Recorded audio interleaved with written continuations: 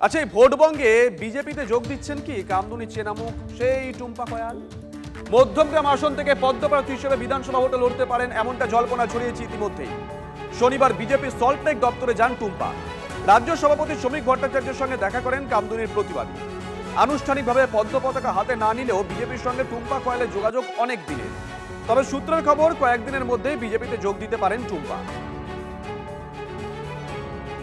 কাল সকালে মর্নিংয়ে দাদার ফ্ল্যাটে যাই, ওনার বাড়িতে গিয়ে কথাবার্তা হয় এবং দাদা বলেন যে জয়েন করার জন্য। সেই মতোই আমাকে বলেছেন এবং বলেছেন ভাস্করের সঙ্গে কথা বলে নিতে। তা ভাস্করের সঙ্গেও কথা হয়েছে, 2-1 দিনের মধ্যে জয়েন করব। দেখুন, দল আপনারা জানেন যে একটা সময় কামদুনি আন্দোলন নিরপেক্ষভাবে লড়েছিলাম এবং সেটা একটা সময় বলতে দীর্ঘ 12 বছর ধরে লড়েছি এবং সব রকম রাজনীতির ব্যক্তিরা আমাদের কাছে গেছেন এবং আপনারা জানেন যে আমরা যখন সুপ্রিম কোর্টে যাই বিজেপির হাত ধরেই আমরা সুপ্রিম কোর্টে গেছি। আমাদের সুপ্রিম কোর্টের মামলাটা বিজেপি হ্যান্ডেল করেছেন এবং ওনারাই দেখছেন। সেই ক্ষেত্রে কোথাও না কোথাও গিয়ে আমি ভেবেছিলাম না একটা সময় ভেবেছিলাম যে না, আমি রাজনীতি করব না, রাজনীতিতে যাব না, নিরপেক্ষভাবেই আন্দোলন করে যাব। কিন্তু সত্যি কথা বলতে কি, যবে থেকে আমার হাজব্যান্ড মার খেয়েছে তবে থেকে আমার মধ্যে একটা জেদ জন্মে গেছে যে না, আমি রাজনীতিতে যাব।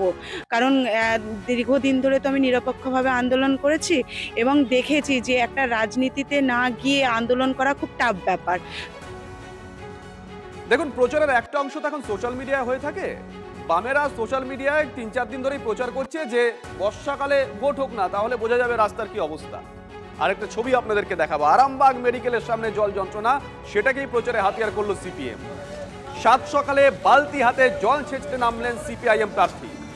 দলের ঝান্ডা কাঁধে নিয়ে চলল জমা জল সরানোর কাজ।